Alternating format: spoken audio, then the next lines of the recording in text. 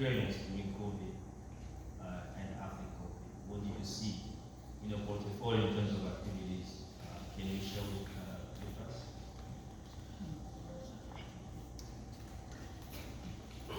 I'm still trying to decide if that time period was real, because it seems surreal to me right now when we look back and think that was only 4 years ago.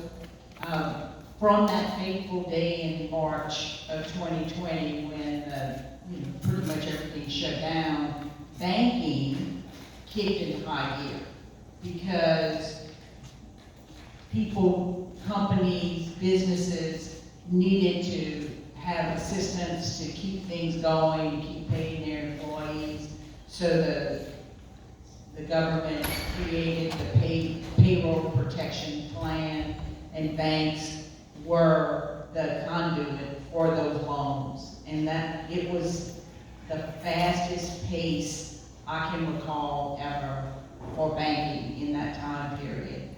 As an association, we started having daily calls on the Monday. I think it was March 13th, I think was the Friday. So the 16th, on Monday, March 16th at 2 o'clock, and every day for the next year, we had a banker call to talk about how do we get set up for the payroll protection plan, lending, how do we get into the system, how do we get this, how do we do this. And so we started, the first day we probably had about 100 people on the call, and in the peak times we were up to almost 600 people on that call. And we had and I know Sam will talk about this specifically, but we had banks working 24 hours a day. They would have shifts 24 hours a day, so that because at the beginning we didn't know how much money and how many people would be applying for the money, so banks were trying to get their customers taken care of as quickly as possible. And it worked. It absolutely worked. The money got to the businesses to keep them going, and it was beautiful to see, and it was fast, and it worked. And that was the customer side. On the employee side of the bank, what we saw was banks were very quick, and look, this is an overused word because you heard it for 3 years during COVID. Banks were very quick to pivot, and they were able to figure out how to be able to work remotely when it worked. They kept people working when remote was not an option, because a lot of what they had to do was in person, safely. This was really good. I think in 2005, when Hurricanes Katrina and Rita came through Louisiana, the Louisiana Bankers Association started doing 9 regional meetings around the state for emergency preparedness, disaster recovery. And of course, the first couple years after was all about weather. What about backups? How do we test our plans? How do we go into disaster recovery, business continuity mode? And then after that, we started talking about what if a pandemic would come? How would we be prepared? What are the things we need to have in place? What about cybersecurity? How do we need to prepare? What things do we need to have in place? So part of our pandemic planning was that we would have gloves and masks on hand. And I remember right at the beginning of the pandemic, a bank, because that was before the masks were required. And I had a bank call and say, look, our pandemic plan said that we had to have these masks. What am I going to do with it now? I'm like, I don't know, but let's just hold on. Like literally 2 weeks later, the masks were required. I called the banker back and said, you got some extra? Because now everybody needs those masks. So it was interesting in the fact that when we started talking about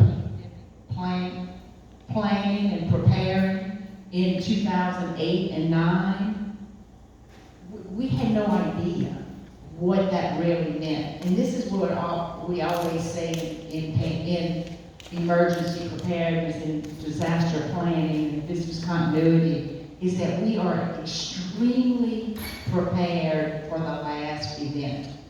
We might not be prepared for the next one, but what we do know is that we test, we talk about it, we have a plan, and we know how to react in a situation that is uncomfortable. And that's exactly what happened in the pandemic in 2020 to about 2022.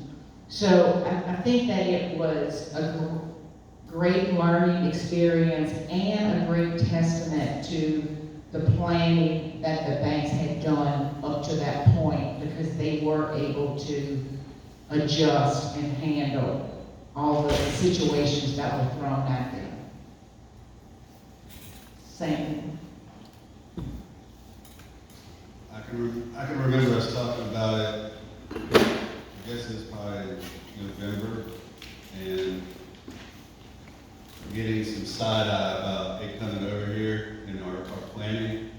And I remember it was the first week of March, I said, I'm buying a laptop, because we didn't have a laptop plan at that time. So I'm going to buy a laptop. I'm not going to put anything on it, but I'm not coming to work in like a week.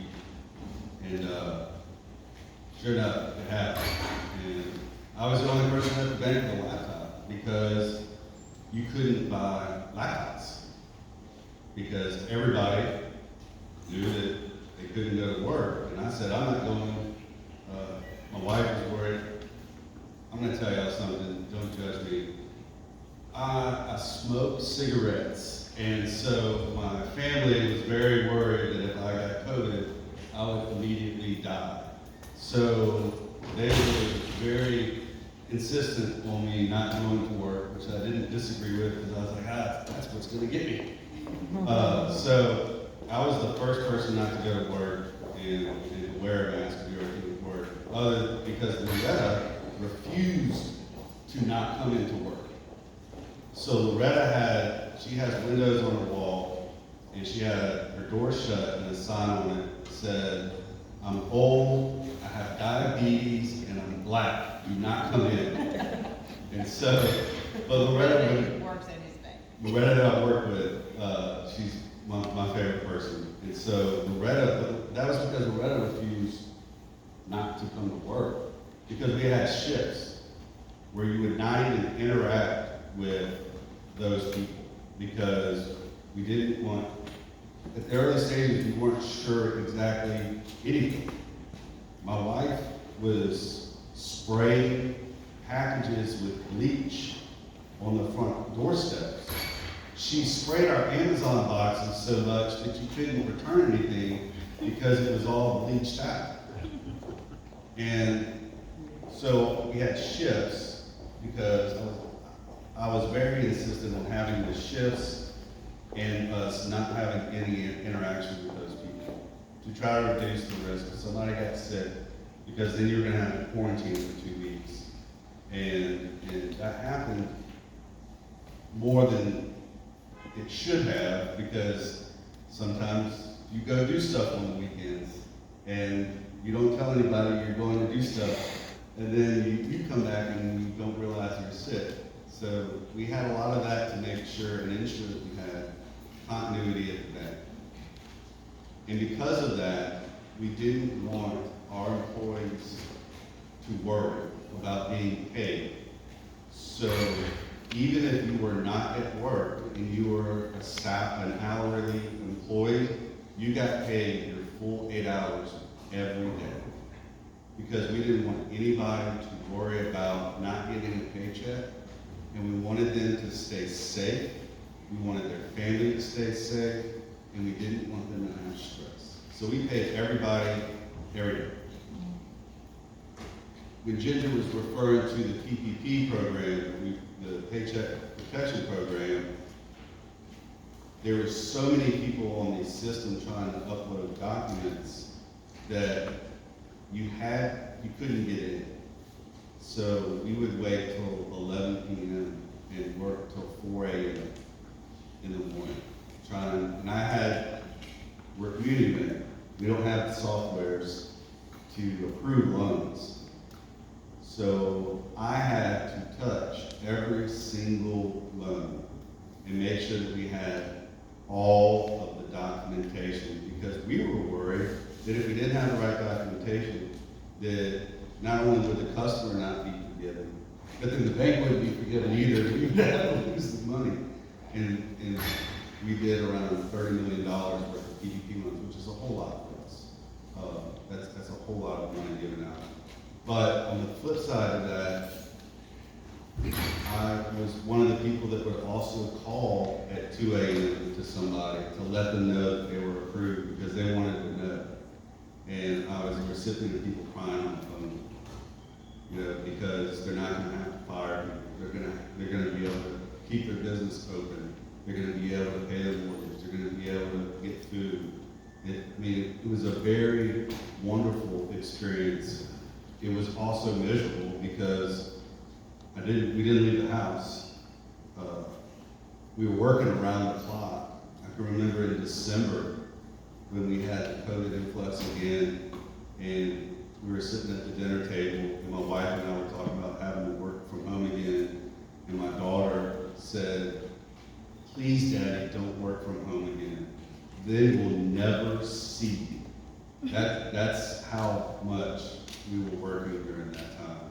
It was also what made me realize too that I probably should put my family a little more in the forefront, which I started to do at the end. I would take 3-hour lunch breaks.